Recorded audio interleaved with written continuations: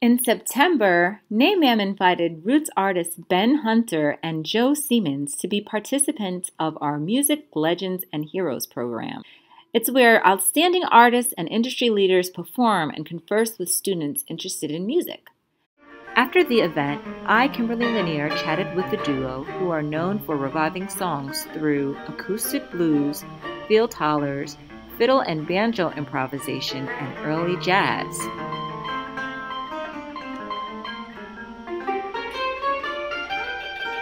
Awesome, guys. Well, so great to have you here with us at the National Museum of African American Music. I'm here with Ben and Joe. You want to introduce yourself and tell me a little bit more about your background? My name is Ben Hunter, and I am half of Ben Hunter and Joe Seamons. And I was raised in Phoenix, Arizona, born in Lesotho, in Mauritius, Lesotho, and found my way to Washington to study music, and eventually met with Joe a few years afterwards, and we've been playing music ever since.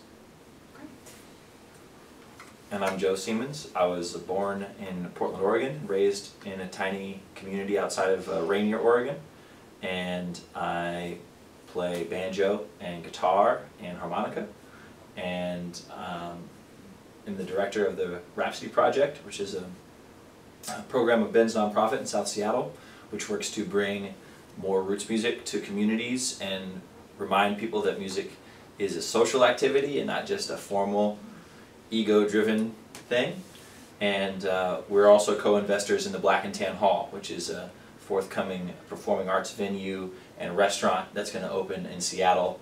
Goal is like August 2019, which will be led by people of color and supported by white allies like myself. So that's Lovely allies. Yeah. Awesome. And future partner of the National Museum. Awesome, awesome. Yeah. Well, tell me why you guys decided on root music. What was it that was really compelling for both of you, that spoke to you? I think both of us really appreciate history and culture. I know that one of the things I studied in college was the intersection between music, arts and culture, and politics. And how they all meld together to create community. And so I think in order to accurately understand how to best live in your present and help push forward into the future, you have to understand your past. And from a musical perspective, you know, for whatever it's worth or not worth, we aren't in the best place musically, I don't think, in the country and in the world. I think a lot of it has been homogenized and lacks a lot of substance. And I think a lot of that is due to a hyper-commercialization and moving away from what Joe just described as playing music for the purposes of fulfilling your soul and like fulfilling what music does to a community to enrich all of our lives. And so for us, roots music, or for me, roots music is about reaching back into our past and remembering who we are and where we came from, and to better and more effectively direct how we can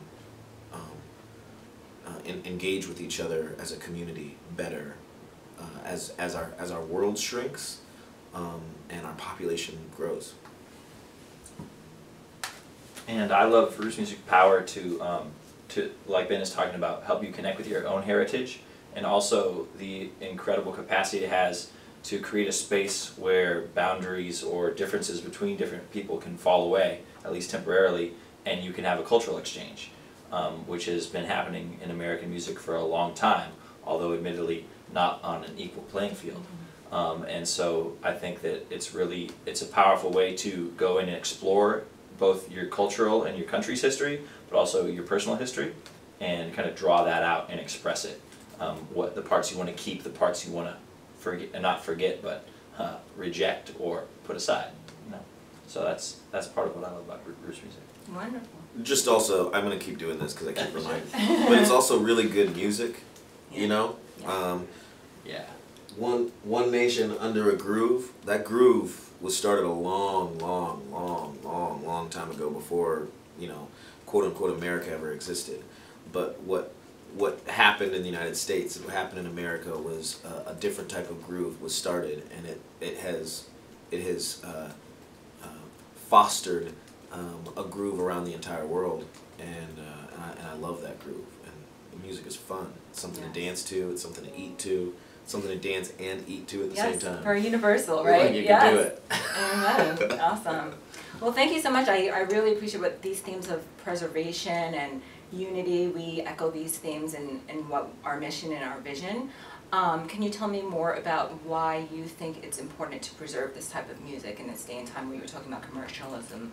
You know, why is it important to preserve roots music and African American music as well? Do you want to start, since I keep Sure, starting sure. and stop? Well, I think that America has, in too many ways, created a culture of forgetting. We either think it's safer or more convenient or more comfortable to forget than remember. And I think that roots music is a really valuable way to start remembering again and drawing out that those valuable lessons that the music contains. But you know, and as like Ben said, the music is beautiful. It's enough just on its own, but then there's so many layers of meaning in it, and there's just so many rich experiences that it gives us and connects us to all kinds of people. I think inherently humans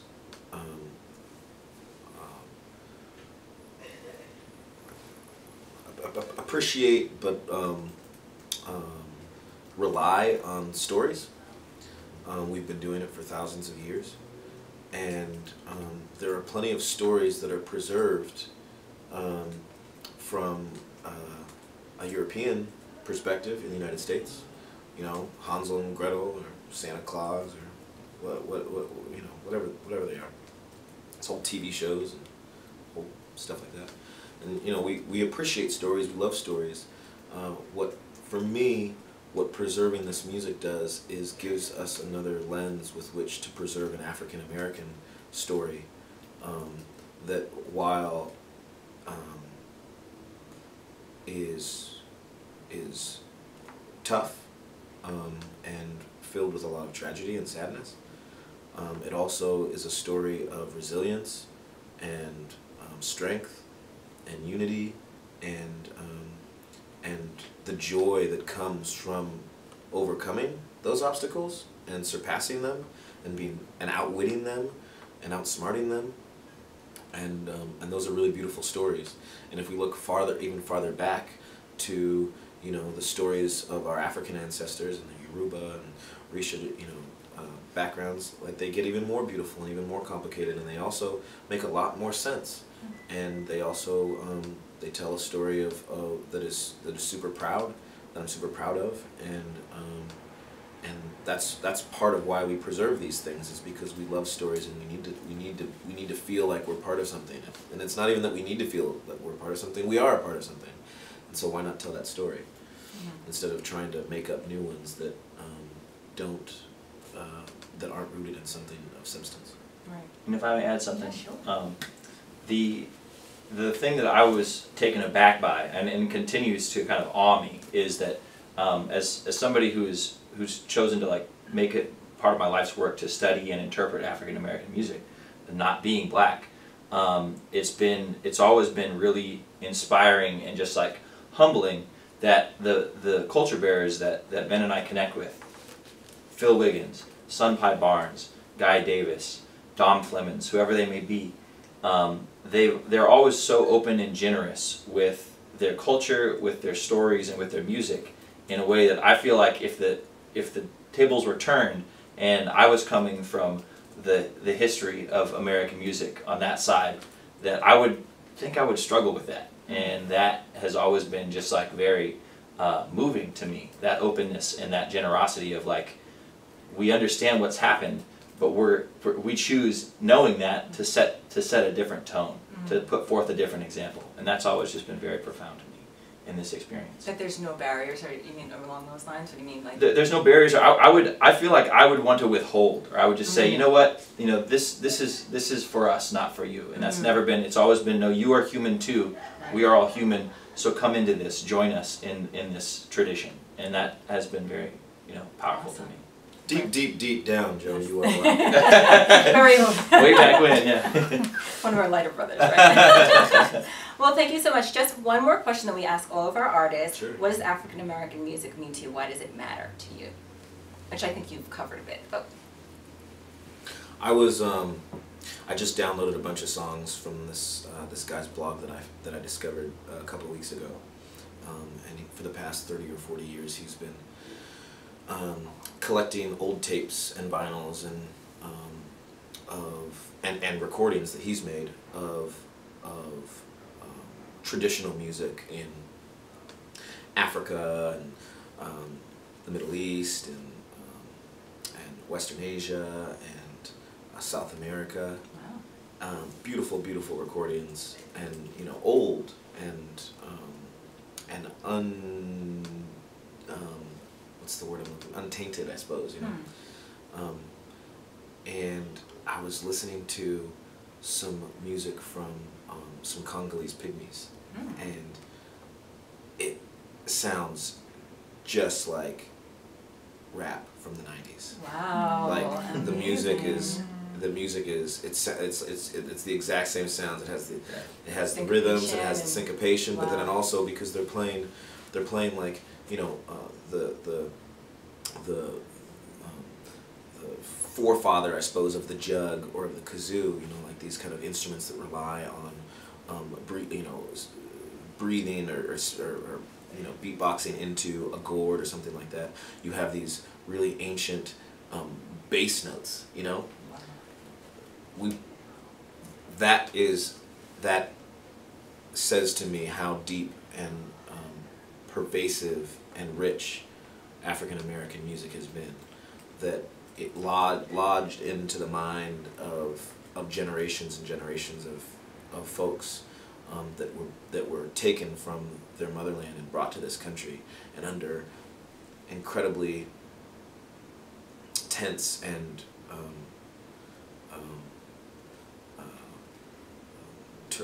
turmoil experiences, still can carry that sound that is old and across the sea and perhaps even forgotten, but that it's still lodged in the memories of people. To be able to recreate that, hundreds of years later, is why this is so important, because it's resilient and it lasts, and it's resilient and it lasts because it's so powerful and it's so good and it's so soulful and deep. And you were able to connect instantly with that without even really knowing that Just, much about it. It took 2 seconds. Right, you know what I mean? amazing, Yeah. amazing, wow. African American music to me teaches that skin color is misleading us and keep we're thinking of blackness or of African American identity as one thing, and it's not. It's a rainbow. It's its own rainbow. And so it's the act of not just like survival in the face of struggle, but triumph and joy, finding joy in tremendous tumultuousness, of just our culture as a whole. That's awesome. Thank you so much, guys. Can we hear about your social media and follow you? Tell us where we can follow us wherever you like. Our website is banjomusic.com. We're on Facebook, we're on the Instagrams. I think we might even have a Twitter page, but we don't use it, so don't go there for tweets. It's Benjo Music. It's on Instagram and Facebook. It's BENJOE Music. Awesome, and we can hear you next at... Well, we'll be at the local tomorrow night at 10, and we'll be at the station tomorrow afternoon at 1. Thursday afternoon. That's what I meant, Thursday, and then we're on the internet all the time. Well, thank you so much. Again, this is Ben and Joe. We have such a great time, just hearing from you and hearing your wonderful music. Thank you so much, guys. Thank you for Our the pleasure. time. Appreciate it.